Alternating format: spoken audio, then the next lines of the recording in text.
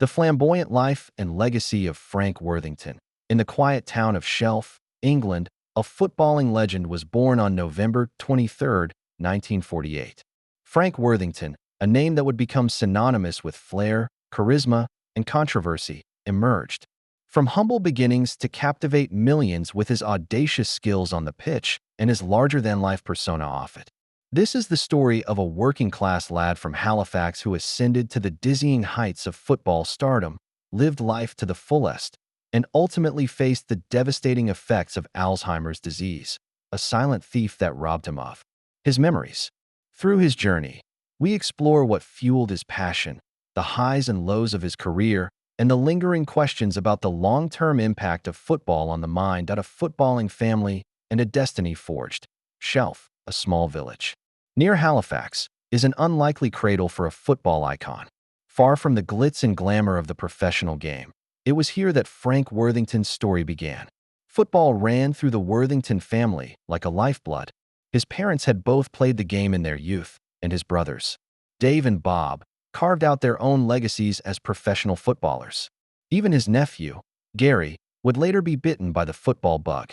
In the Worthington household, the smell of leather footballs and the distant roar of crowds were as familiar as the Sunday roast. For Frank, football wasn't just a game, it was destiny. From an early age, Frank stood out. His natural talent was undeniable, a spark that caught the attention of Harry Hooper, the manager of Halifax Town. When Hooper was sacked and moved to Huddersfield Town, then competing in the old second division, he saw something special in the young Frank. One afternoon, Hooper arrived at the Worthington family home on Bayside Avenue in Shelf, convincing Frank's parents to let him join Huddersfield. It was 1966, and at just 17, Frank's professional career was about to take off. This moment marked the beginning of a journey that would see him become one of football's most electrifying talents, the flamboyant forward. On and off the pitch, Frank Worthington wasn't just a footballer. He was a showman. On the pitch, his audacious skills left defenders bewildered and crowds roaring. His flair was unmatched.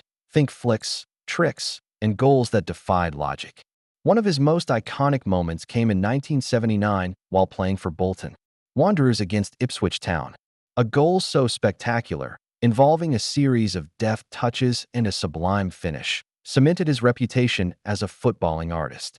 Over his 26-year career, Frank donned the jerseys of over 20 clubs, including Huddersfield Town, Leicester City, where he made over 200 appearances, and Bolton Wanderers. He scored 260 goals in 828 games, captained England 8 times, and netted 2 goals for his country.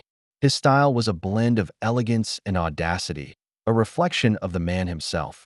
Off the pitch, Frank lived like a rock star. With his Elvis Presley-inspired hair, flashy clothes, and a red Ford Mustang, he embodied a James Bond-like cool.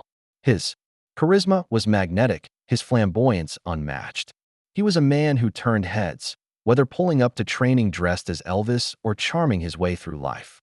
His autobiography, One Hump or Two, chronicled his extravagant lifestyle, including encounters with celebrities like Raquel Welch and a week-long medical trip to Majorca arranged by Liverpool to lower his blood pressure for a transfer medical. The trip, complete with 5 romantic escapades, including one with a former Miss Great Britain, only raised his blood pressure further. Liverpool's legendary manager Bill Shankly passed on the signing, but the story became part of Frank's legend. Frank's love life was as colorful as his playing style. He was married twice, first to Brigitte K. Eggle and later to Carol, whose father was a famous goalkeeper. His friendships, too, were forged in football. His bond with former teammate Peter Reid at Bolton Wanderers was particularly strong, a friendship that endured through the highs of their playing days and the lows of later life. Frank's life was a whirlwind of fast cars, for court appearances in a single year for driving offenses, and an obsession with Elvis that saw him emulate the King's style both on and off the field. The silent thief, Alzheimer's, and its toll. For all his vibrancy, Frank Worthington's story took a heartbreaking turn. In his later years, dementia, later diagnosed as Alzheimer's disease, began to erode the man who had once commanded attention with every step. The signs were subtle. At first, repeated stories, the same punchlines delivered with unwavering consistency. Frank, A mainstay of the after-dinner speaking circuit, had always enthralled audiences with tales of his footballing exploits and flamboyant lifestyle. But as the years passed, the laughter faded, replaced by concern among those closest to him. His daughter, Kim Malo, publicly disclosed his Alzheimer's diagnosis, though Frank initially dismissed it with his characteristic defiance. "No need to worry," he insisted, his fighting spirit shining through. But dementia is a relentless foe. The vibrant, charismatic personality that defined Frank gave way to confusion and fragility. In a residential care home, where he was the youngest resident, he tried to hold on to his past, singing Elvis songs and attempting to dance like John Travolta. Yet, the fog of dementia often left him unable to recall these moments. By the time he returned home to Huddersfield with his wife Carol, the man who had once dazzled millions was a shadow of his former self, struggling to remember his life and achievements. Frank Worthington passed away in 2023, leaving behind a legacy that transcended football. Tributes poured in from across the footballing world. Gary Lineker, a former England striker, called him a boyhood hero. Clubs like Huddersfield, Leicester, and Bolton paid homage to a man who had left an indelible mark. His wife, Carol, spoke of the joy he brought to so many, both through his career and in his personal life. "He will be greatly missed by everyone who loved him," she said, encapsulating the profound loss felt by fans and friends alike. The dark side of the beautiful game. Frank's battle with dementia wasn't an isolated case. A growing number of former footballers, including legends like Nat Lofthouse, Ian St. John, and John Stiles, were showing signs of cognitive decline.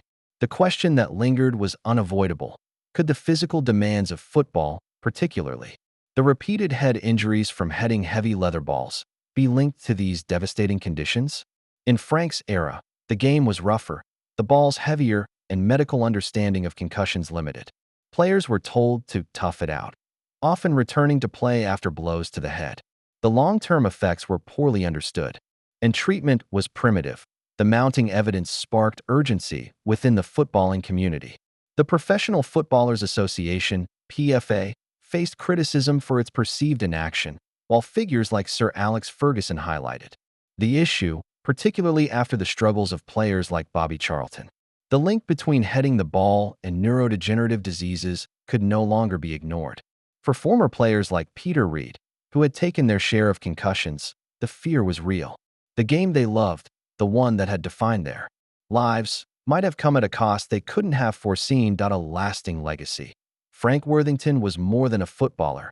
He was a phenomenon. From the quiet streets of Shelf to the roaring stadiums of England, he lived life in the fast lane. His audacious goals, rock and roll lifestyle, and infectious charisma made him a legend. Alzheimer's may have stolen his memories, but it couldn't erase his impact. His story is a reminder of football's highs and lows, its ability to create heroes and its potential to exact a heavy toll. As the footballing world grapples with the long-term effects of the sport, Frank's legacy endures. His 260 goals, his unforgettable flair, and his larger-than-life personality remain etched in the hearts of fans. Clubs, teammates, and admirers continue to honor him, ensuring that the name Frank Worthington will never be forgotten. For those who saw him play, he was a reminder of why they fell in love with the beautiful game, a game that, for all its risks, gave the world a true icon.